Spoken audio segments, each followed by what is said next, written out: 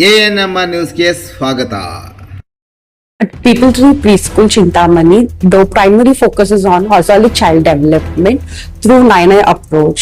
Like the child will be able to learn through exploration, creativity, play, and real life experience. We believe that education in earlier childhood should go beyond education and help children develop in communication skills, social awareness, and emotionally balanced and confident. Our curriculum is based on activity and it is aligned with modern learning methodologies. We incorporate phonics, STEM activities, and storytelling along with art, music, and yoga. Life skill programming to make learning joyful and meaningful for each child. What makes our school special is something that we give individual care and attention to each child and the strong partnership we maintain with parents. We ensure that children learn in a safe and caring along with positive environment where they feel comfortable expressing themselves and discovering their talents. As a center head, my goal is to build a strong partnership between children, parents and teachers.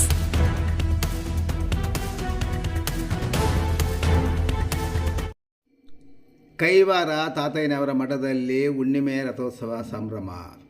Chintamani ತಾಲೂಕಿನ ಪುರಾಣ ಪ್ರಸಿದ್ಧ ಶ್ರೀ ಕ್ಷೇತ್ರ ಕೈವಾರದ ಸದ್ಗುರು ಶ್ರೀ ಯೋಗಿನಾರಾಯಣ ಮಠದಲ್ಲಿ ಅಧಿಕ ಜ್ಯೇಷ್ಠ ಮಾಸದ ಹುಣ್ಣಿಮೆ ಅಂಗವಾಗಿ ಯೋಗಿನಾರಾಯಣ ತಾತನವರ ರಥೋತ್ಸವ ಇಂದು ವಿಜೃಂಭಣೆಯಿಂದ ನಡೆಯಿತು.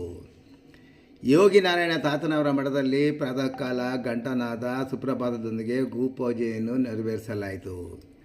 ಮುಂಜಾನೆ ಉತ್ಸವ ಮೂರ್ತಿಗೆ ಪಂಚಾಮೃತ ಅಭಿಷೇಕ, ಅಷ್ಟಾವಧಾನ ಸೇವೆ, ವಿಶೇಷ ಪೂಜೆ ನೆರವೇರಿಸಿ ಮಹಾಮಂಗಳಾರತಿ ಮಾಡಲಾಯಿತು.